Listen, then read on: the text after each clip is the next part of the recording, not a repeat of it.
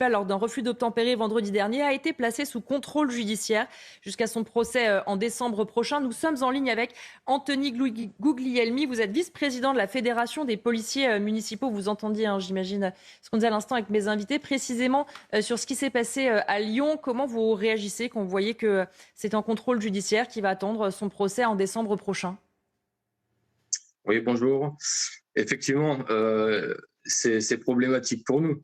Vu les éléments qu'on a, le monsieur refuse d'obtempérer, il est alcoolisé, il est sans permis et il est retenu, il me semble, une violence avec arme par destination. Même pas une mise en danger de la vie d'autrui, ce qui est un peu aberrant. Mais bon, difficile de commenter les décisions judiciaires sans avoir tous les éléments. Néanmoins, le collègue a quand même eu 8 jours d'ITT. Il doit passer des examens complémentaires, voir s'il n'a pas de lésions plus graves au niveau de son épaule. Donc, pour nous, voilà, les policiers municipaux sont en colère, ça c'est clair. Donc, l'impact sur ces chauffards est quasi nul. On relâche quelqu'un qui a failli écraser un policier, aucun impact. Vous avez dit, je crois que c'est hier, vous discutiez de ça dans votre émission, 25% d'augmentation de refus d'obtempérer en 5 ou 6 ans. On fait quoi? On continue à laisser sortir ces gens-là, on les convoque dans 3 mois, 4 mois, 5 mois. Quel est l'impact psychologique? Aucun impact, que ce soit pour lui, même pour le policier. Qu'est-ce qu'il va faire le policier la prochaine fois? Il laisse partir, il ferme les yeux. C'est pas la solution. On n'est certainement pas dans cet esprit-là parce que nous sommes des républicains et on veut justement notre métier, c'est ça, c'est faire respecter la loi. Donc oui, on va prendre des risques. Malheureusement, on doit prendre ces risques. Maintenant, comment on est défendu? C'est le problème. On sait très bien que les forces de l'ordre sont une soupape de sécurité, que la pression vienne d'en haut de nos élus ou d'en bas de nos concitoyens. On a une pression de part et d'autre. On est là pour ça, on va le faire, mais au bout d'un moment, il faut que ça s'arrête, ou il faut qu'on reconnaisse le travail des policiers municipaux, parce qu'avec une retraite de 1 300 € par mois, ça devient ridicule.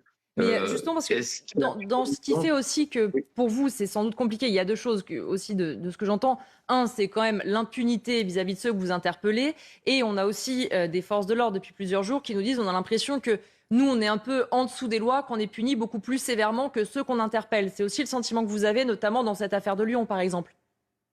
Mais ça existe depuis toujours. Le fait de notre qualité de policier, c'est des circonstances aggravantes. Donc forcément, on n'est pas en dessous, on n'est pas au-dessus, mais en tout cas, on n'est pas au même niveau que nos concitoyens. Je ne sais pas comment nous placer à ce niveau-là, mais on n'a pas les mêmes droits que nos concitoyens. Donc oui, peut-être que finalement, on est en dessous de nos concitoyens quand on réfléchit bien.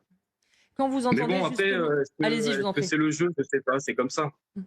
Quand vous entendez certains de vos collègues, notamment à Marseille... Là, ce qui est important, c'est que nos politiques doivent nous défendre, doivent nous donner une défense. Voilà, c'est tout. C'est juste ça. On ne demande pas être au-dessus des lois, certainement pas, parce que ça serait ridicule, mais juste qu'on soit défendu quand on est attaqué. Actuellement, voilà, pour mon collègue de Lyon qui prend 8 jours d'ITT, il se sent un peu délaissé.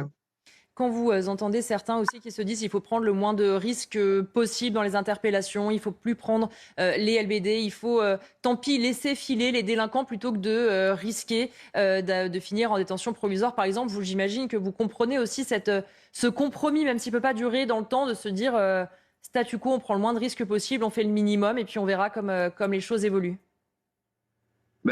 Alors, je vais vous raconter une petite anecdote. Il y a une semaine, j'ai subi un refus d'obtempérer. Le monsieur nous a percuté notre véhicule et on a dû arrêter. On a arrêté la poursuite. Ce qui l'a pas empêché de continuer, de prendre un contresens et d'aller percuter 5 minutes plus tard 2 véhicules. Heureusement, pas de blessés. Mais oui, au bout d'un moment, on se dit, parce qu'on sait très bien qu'on n'est pas protégé. J'aurais pu l'intercepter et le bloquer avant, mais la loi, pour l'instant, ne le permet pas. Et si on le fait, on est hors la loi et on se fera avoir et on ira en prison. Malheureusement, voilà. Donc, trouver les solutions, c'est pas à nous de les trouver. Nous, on les a déjà proposées plein de fois. C'est aux politiques de prendre la responsabilité et de savoir ce qu'ils veulent. Ou on continue comme ça et on laissera partir, on aura de plus en plus de refus d'obtempérer. où on met fin à ce carnage. Parce que bon, là, c'est des policiers qui sont blessés, mais c'est souvent aussi des familles innocentes qui sont percutées avec Oui, on femmes, l'a vu enfants à bord. malheureusement trop souvent dans l'actualité. Justement, vous parliez de la responsabilité des politiques. Pour terminer rapidement, est-ce que vous avez le sentiment que les revendications, par exemple, de certains de vos syndicats sont entendues par le gouvernement? Vous vous dites on a toujours les mêmes revendications et rien n'avance. Mais c'est exactement ça. Ça fait plus de 20 ans que je suis en police municipale et en fait, on n'avance pas. On n'avance pas. La société a évolué, c'est comme ça, on n'y peut rien. Il faut que les choses évoluent également dans la loi. Donc c'est à eux à prendre leurs responsabilités. Olivier D'Artigol, qui est avec moi en plateau, va vous poser une dernière question pour terminer. Il y a un mouvement très net de démission au sein de la police nationale, avec donc des fonctionnaires qui décident, pour un grand nombre d'entre eux, de rejoindre les effectifs de la police municipale. Est-ce que vous assistez à ça dans votre secteur? Et pour quelles raisons est-ce qu'ils font ce mouvement? On a des collègues qui reviennent, qui sont même officiers de police judiciaire, qui quittent la police nationale ou même la gendarmerie. J'en ai eu 2 actuellement sur Cannes, et qui quittent la police et la gendarmerie pour revenir chez nous, parce que la pression est insupportable, parce que les effectifs, d'après ce qu'ils me disent, les effectifs sont en diminution constante. Ce qui est recruté en police nationale est à un niveau extrêmement bas. Donc, tout ça fait que y a un ras-le-bol de mes collègues qui préfèrent venir en police municipale, où on a certainement des avantages par rapport à eux, mais voilà, c'est compréhensible, oui, c'est compréhensible. Merci beaucoup Anthony Guglielmi d'avoir été avec nous. Je rappelle que vous êtes vice-président de la Fédération des policiers municipaux. On va marquer une courte pause et on se retrouve dans l'heure des